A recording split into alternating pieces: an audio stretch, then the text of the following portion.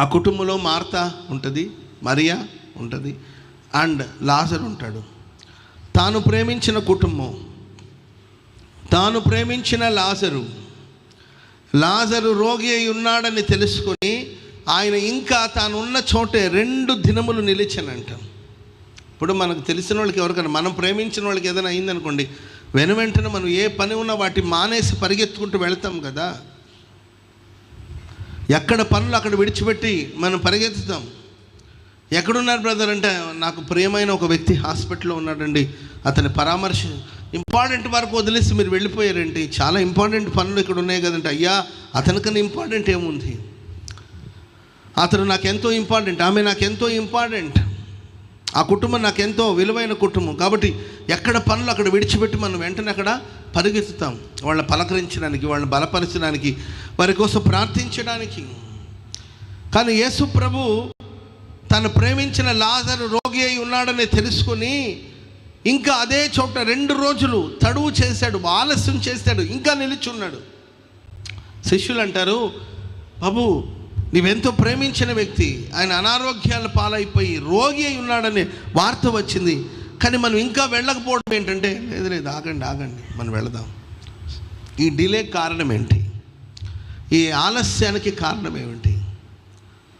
మన జీవితాల్లో మనం బాధలో ఉన్నప్పుడు, మన కష్టాలు ఉన్నప్పుడు, మన శ్రమలో ఉన్నప్పుడు వెనువెంటనే స్పందించవలసిన దేవుడు, వెనువెంటనే సహాయం చేయవలసిన దేవుడు ఆలస్యం చేయడానికి కారణాలు ఏంటి అంటే, ప్రియులారా, బైబిల్ సెలవిస్తుంది, ఈ వ్యాధి మరణం కోసం వచ్చింది కాదు, ఈ వ్యాధి వలన దేవుని నామం మహింపరచబడాలి.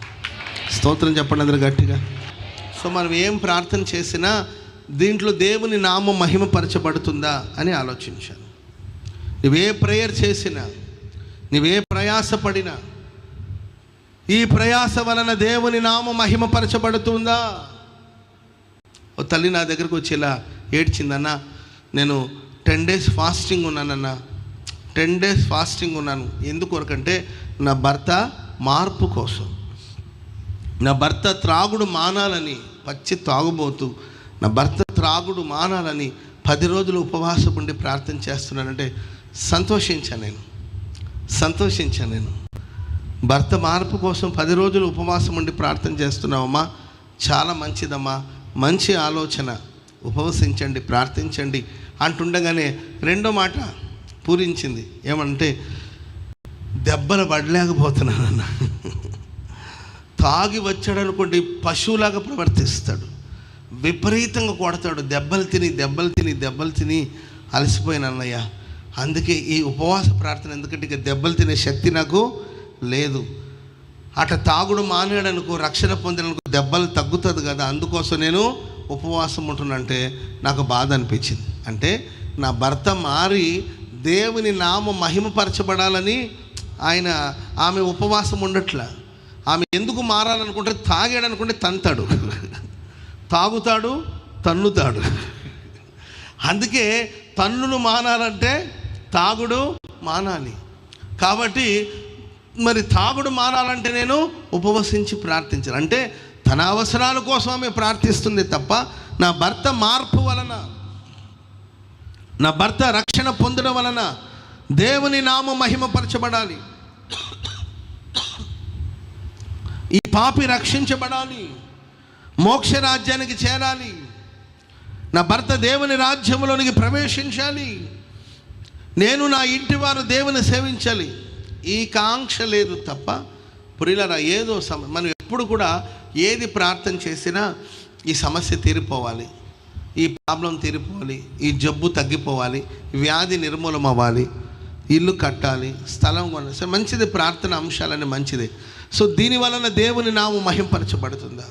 ఇంకో తమ్ముడు నా దగ్గర అడిగాడు, అన్నయ్య నాకు జాబ్ కోసం ప్రార్థన చేయండి, ఉద్యోగం కోసం ప్రార్థన చేయండి అని నన్ను అడిగాడు. సరే బ్రదర్, ప్రార్థన చేస్తాను. సో ఎందుకు ఉద్యోగం చేయాలనుకుంటున్నావు, ఏ కారణంతో ఉద్యోగం సంపాదించాలనుకుంటుంటే, అన్న ఎక్కడ పెళ్లి సంబంధాలకు వెళ్ళినా ఏం చేస్తున్నావు అని అడుగుతున్నారు. సమాధానం చెప్పలేక చేస్తున్నారు. మాకు ఆల్రెడీ ఫైనాన్షియల్గా మేము బాగానే ఉన్నాం, అయినా ఉద్యోగం లేని వాడికి పిల్లని ఎవరు ఇస్తారు, ఎవరింటికి పోయినా ఏం చేస్తున్నావు మాకు అంత సమృద్ధిగానే ఉందండి, మాకు పొలాలు ఉన్నాయంటే అవి కాదయ్యా, నువ్వేం చేస్తున్నావు అంటున్నారు. అందుకోసమే పెళ్లి చేసుకుంటే ఏదో ఒకటి చేయాలంట, ఏదో చిన్నదో పెద్దదో ఏదో ఒక ఉద్యోగం వచ్చేటట్లు ప్రార్థన చేస్తే వెంటనే ఉద్యోగం వచ్చింది అనుకోండి, వెంటనే నాకు పెళ్ళి కోసం ఉద్యోగం కావాలంట. ప్రియులారా, మన జీవితాల్లో మనం ఎన్నో ప్రార్థనలు ఎన్నో మనవులు చేస్తున్నాం. వీటన్నిటి వెనకాల ఏదో మనం స్వార్థంతో ప్రార్థన చేస్తున్నాం. దేవుని మహిమను వెతుకుతున్నామా? దేవుని మహిమ కోసం. ఓ ముసలాం అంటుందయ్యా, కళ్ళుకు సరిగ్గా కనబట్టలేదు, ప్రార్థన చేయమంటుంది. దేని కొరకంటే డైలీ సీరియల్ చూడడానికి. Praise Lord. ఇప్పటికి ఉందండి ఆమె. నేను ఆ ఊరు వెళ్ళినప్పుడు కనబడుతుంది, ఆమెను చూసినప్పుడంతా నాకు ఈ సందర్భం గుర్తుకొస్తుంది. కంటి కోసం ప్రార్థన చేయమంటే నేను అన్నమ్మ, ఎందుకమ్మా ఈ పాప ప్రపంచమే కాదండి, అన్యాయాలు ఘోరాలు ఇవన్నీ చూడలేక మేము చేస్తున్నాం తల్లి, నీకెందుకు అని నేను ఆ తల్లిని ఓన్లే చూపు తగ్గిందని ఏం బాధపడద్దు నీవు అని నేను చెప్తా ఉండండి. అయ్యా ఆపరేషన్ చేయాలంటే డాక్టర్ అంటే ఆపరేషన్ చేయాలంటే కష్టం, ఎందుకంటే ఏజ్ పెద్దదైపోయింది. ఆపరేషన్ చేస్తే సక్సెస్ అవ్వచ్చు, కలిసి రావచ్చు, కలిసి రాకపోవచ్చు. ఆపరేషన్ కానీ బెడ్స్ కొట్టిందనుకో శాంతంగా ఉన్న చూపు కూడా పోవచ్చు అంటున్నారు. అయినా ఆపరేషన్ చేయించండి అయ్యా, నా కంటి చూపు వచ్చేటట్లు చేయండి అంటుంది. ఏంటో ఈ తల్లికి మేబీ బైబిల్ చదవాలని ఆసక్తి ఏమో అనుకున్నాను. ఒకరోజు నేను ఆ బజార్లో వెళుతుంటే పెద్ద సౌండ్ వినబడుతుంది. నాకున్న చనువును బట్టి నేను అడావుడిగా లోపలికి వెళ్ళానండి. లోపలికి వెళ్తే టీవీ దగ్గరికి వెళ్ళి ఇటు చూస్తుంది, అనమాట. ప్రైజ్ ఎలా అన్నాడు. ఇందుకోసమా నువ్వు కంటి చూపుని అడిగింది, ఎందుకోసమా స్వస్థతను అడిగాను. డైలీ సీరియల్కి బానిసరాలు పాపం.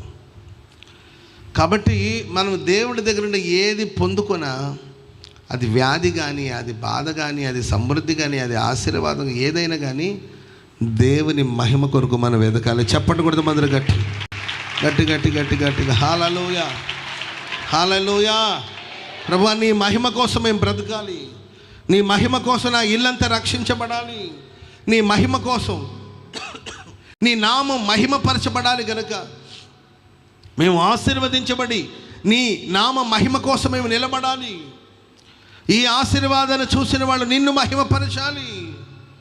మేము ఒక ఇల్లు కొన్నామంటే, ఒక ఇల్లు కట్టామంటే ఆ ఇల్లును చూసిన వాళ్ళు నిన్ను మహిమపరచాలి.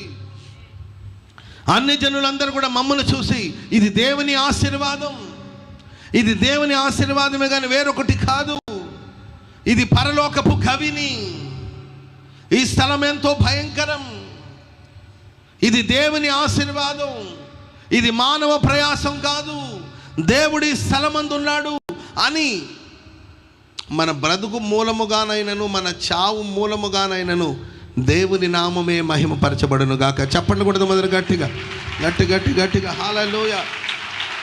మన బ్రతికిన ప్రభు మహిమ కోసమే, మనం మరణించిన దేవుని యొక్క మహిమ కోసమే. మనం చావలసిన పరిస్థితి వచ్చిన ఆ చావులో కూడా దేవుని నామమే మహింపరచబడాలి. ఆమేన్, హల్లెలూయా. మనం మరణించవలసిన పరిస్థితి వచ్చిన అక్కడ దేవుని నామం మహింపరచబడాలి, అక్కడ దేవుని నామం ఘనపరచబడాలి. ప్రేమైన వాళ్ళరా, ఒక వార్త వచ్చింది, ఒక వార్తను పంపించారు. ఏమనంటే, నీవు ప్రేమించిన లాజరు రోగి అయి ఉన్నాడని. యేసు ప్రభు అంటాడు, ఈ వ్యాధి మరణం కొరకు వచ్చింది కానే కాదు, దీనివలన దేవుని నామం మహింపరచబడాలి, ఆయన కుమారుడైన క్రీస్తు ప్రభులు వారు మహింపరచబడాలి. ఆమేన్. ఒకటి మన లైఫ్లో ఆలస్యం జరుగుతూ ఉందంటే దానికి కారణం ఏంటంటే, ఏదో మహిమ కోసం ప్రభు ఆలస్యం చేస్తున్నాడు, ఏదో మహిమ కోసం దేవుడు ఆలస్యం చేస్తున్నాడు, ఏదో మహిమ కోసం దేవుడు ఆలస్యం చేయబోతున్నాడు. ఖచ్చితంగా ఈ సమస్య మహిమతోనే ముగించబడబోతుంది. చెప్పండి కూడా మొదలు గట్టిగా